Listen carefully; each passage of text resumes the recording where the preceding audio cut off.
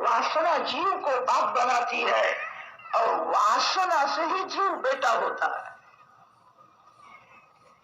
पिता पुत्र के संबंध में वासना के बिना दूसरा क्या है? बुढ़े के घर में वासना रह जावे, वो बुढ़ा मरने के बाद बेटा होकर के आता है। कितनी माताएं पहचान लेती है, इसका मुख इसके दादा के जैसा थोड़ा दिखता है। अरे दादा के जैसा क्या दिखता है? दादा ही बेटा होकर के आया है। जो बाप था वही बेटा हो गया। कौन पिता और कौन पुत्र है? मेरे पीछे क्यों पड़ते हो? परमात्मा के पीछे पड़ो। ये जीव अनेक बार पति हुआ है, ये जीव अनेक बार पत्नी हुआ है, ये जीव अनेक बार पिता हुआ, जीव अनेक बार पुत्र हुआ है। पूर्व जन्म का पुत्र इस समय में कहाँ है? पूर्व जन्म का पति के पत्नी जो प्राण से प्यारी लगती थी, कहाँ है? मातु पितृ सहस्राणि पुत्र दार शतानि च। यह अनेक जीव अनेक बार पिता हुआ, अनेक बार पति हुआ, अनेक बार पत्नी हुआ, उसको शांति नहीं मिली है। मेरे पीछे क्या पढ़ते हो? परमात्मा के पीछे पढ़ो। जीव का ईश्वर के साथ ही संबंध सच्चा है। पुत्रेति तन्मयतया तरवोभिनेदुः तम सर्वभूतहृदयम् मुनिमानतोऽस्मि। व्यास जी को भी स्वरूप का भान कराया है। गंगा किनारे संत समाज में शुकदेव जी महाराज ने परीक्षित राजा को कथा सुनाई। परीक्षित राजा का एक निमित्त है, हमारे जैसे अनेक जीवों का कल्याण करने के लिए भागवत रूपी ज्ञान दीप जगत को दिया है। परीक्षित का तो एक निमित्त है, अर्जुन का एक निमित्त किया और भगवान श्री कृष्ण ने जगत के अनेक जीवों के लिए गीता जी का उपदेश किया है। अर्जुन के रथ में भगवान विराजमान है। अर्जुन के रथ में विराजमान भगवान होने से अर्जुन को मोह नहीं हो सकता है। जहां सूर्य नारायण है वहां अंधेरा नहीं आ सकता। अर्जुन के रथ में भगवान विराजते हैं। गीता जी का जो प्रथम अध्याय है उसका नाम है अर्जुन विषाद योग। अर्जुन को विषाद कैसा हो? जिसके रथ में भगवान विराजमान है, भगवान के हाथ में घोड़े की लगाम है, भगवान जिसके सारथी हुए हैं, अर्जुन को विषाद नहीं है।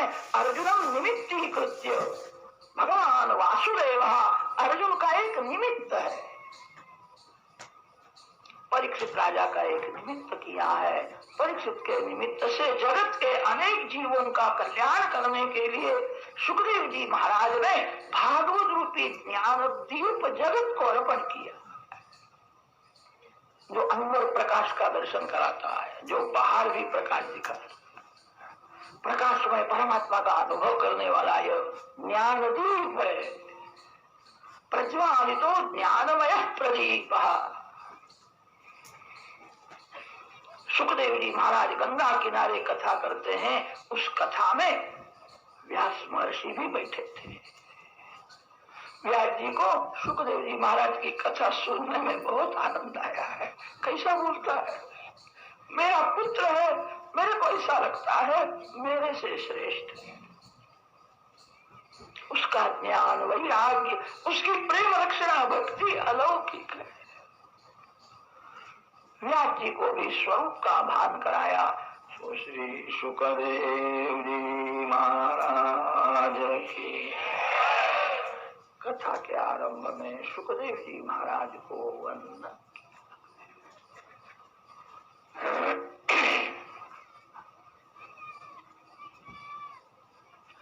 विशाला क्षेत्र में सनकादिक ऋषियों नारद जी को यह भागवत महात्म्य की कथा सुनी। एकदा तु विशालायाम चत्वार ऋषयो मलाः सत्संगार्थं समायाताः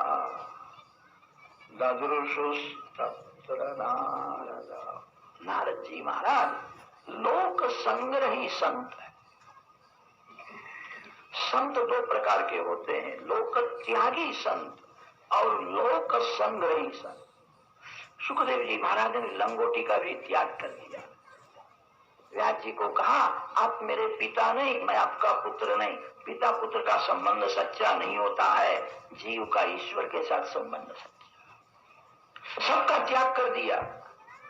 सुखदेव जी लोक त्यागी संत है, नारद जी महाराज लोक संग्रही संत है।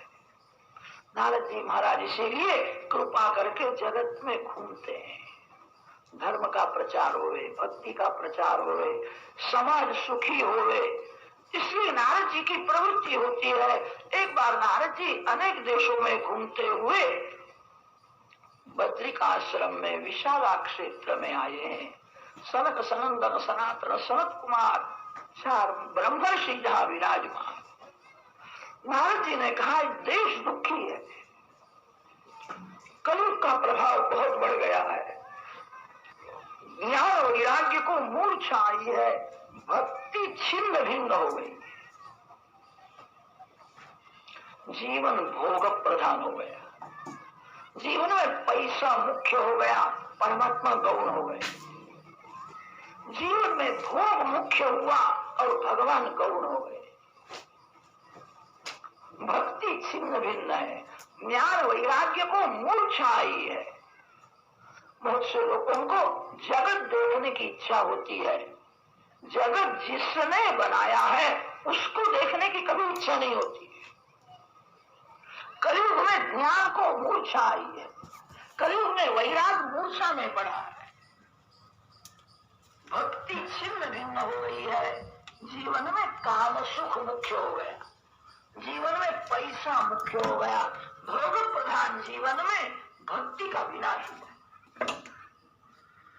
ज्ञान वैराग्य के साथ भक्ति पुष्ट हो, ऐसा कोई उपाय बताओ। सनत कुमार जी ने कहा, ऐसा उपाय तो कलयुग में एक ही है, भागवत की कथा। गंगा किनारे कथा होवे तो सात्विक भाव जल्दी जागृत होता है। गंगा किनारे आनंदवन है, आनंदवन में यह कथा की है। काशी को आनंदवन कहते हैं। सानंदम आनंदवने वसंतम आनंद कंदम हत पाप वृंदम वाराणसी नाथम अनाथ नाथम। गंगा किनारे चलो। सनत कुमार नारद जी के साथ गंगा किनारे आए हैं, कथा होने वाली है, सुना। बड़े बड़े ऋषि संत महात्मा राजा लोग भी बिना निमंत्रण वहां आए। जो लोग घर में बैठे थे उनके यहाँ भृगु ऋषि जाते हैं, भृगु ऋषि सभी को मनाते हैं, कथा में चलो, आपको समय न हो तो आध घंटा बैठना, फिर उड़ जाओ वहां से। एक एक के घर में जाकर के प्रेरणा करते हैं। बहुत से लोग अभिमान में बैठे थे, मैंने भागवत पढ़ा है, मैं सब जानता हूं, अभिमान में घर में बैठे थे। बहुत से लोग आलस में घर में बैठे थे। भृगु ऋषि एक एक के घर में जाते हैं, एक एक को प्रेरणा करते हैं। भृगु ऋषि ने विचार किया, मेरी प्रेरणा से कोई कथा सुनेगा, मेरी प्रेरणा से कोई भगवान के नाम का जप करेगा, तो उसमें मेरा भी पुण्य का अंश रहेगा। जो पाप को साथ देता है, जो पापी को साथ देता है, उसको पाप थोड़ा भोगना पड़ता है, पुण्य में साथ देना चाहिए। पापी से पाप से दूर लो। भृगु ऋषि एक एक के घर में जाकर के प्रेरणा करते हैं। गुरुत्वा तत्र नायातान भृगु सम्बोध्य चानयत। सनत कुमार जी नारद जी को यह कथा सुनाते हैं। भगवान श्री कृष्ण स्वधाम में गए, तब भगवान ने अपना दिव्य तेज भागवत शास्त्र में रखा। जो शक्ति भगवान में है वही शक्ति भागवत शास्त्र में है। कहीं कहीं संत वाणी में ऐसा आता है, भगवान से भी भागवत श्रेष्ठ है। दुर्योधन को श्री कृष्ण भगवान का दर्शन हुआ था तो भी दुर्योधन की बुद्धि नहीं सुधरी है। रावण को रामचंद्र जी का दर्शन हुआ, राम दर्शन करने के बाद रावण युद्ध करता है। योग्य तो यही था रावण की बुद्धि सुधर जावे, रावण शरण में आवे। कितने जीव ऐसे होते हैं भगवान का दर्शन करने पर भी पाप नहीं छोड़ सकते, भगवान का दर्शन करने पर भी उनकी बुद्धि नहीं सुधरती है। ऐसे जीव भगवान के नाम के साथ प्रेम करे, भगवान की कथा सुने।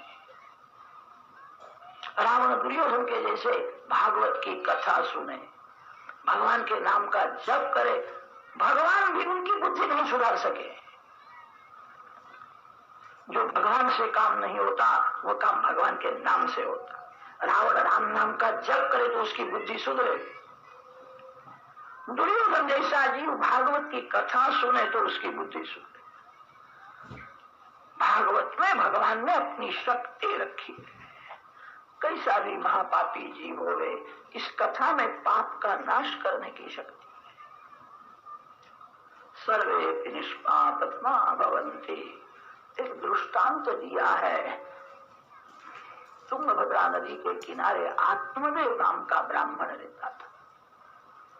घर में संपत्ति बहुत थी, संतति न होने से वह दुखी था। संतति के लिए उसने बहुत प्रयत्न किया, सफलता नहीं मिली। एक बार मरने को तैयार हो, मेरे यहाँ पुत्र नहीं है, आत्महत्या करने के लिए जाता है। थोड़ा विचार करे तो ध्यान में आएगा, हम सभी जीव आत्मदेव के जैसे ही है। जीवात्मा तुंगभद्रा नदी के किनारे रहता है। भद्र शब्द का अर्थ होता है कल्याण, कल्याण करने वाली नदी मानव काया है। मानव शरीर में रहने वाला जीव वही आत्मदेव है। आत्मा को देह होने की इच्छा है, नर को नारायण के चरण में ही शांति है, जीव को शिव होना है।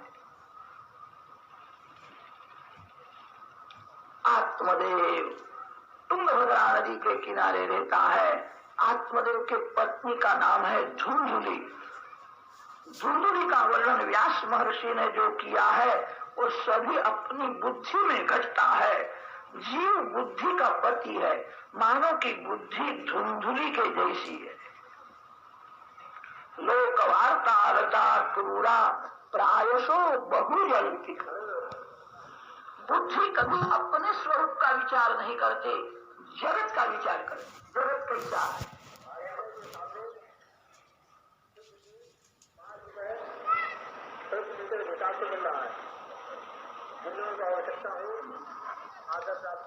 सुखदेव जी महाराज वर्णन करते हैं। जगत का विचार न करो, मैं कौन हूँ, मैं कैसा हूँ, कभी विचार किया है? मेरा मन कैसा है, मेरा मन कहाँ जाता है?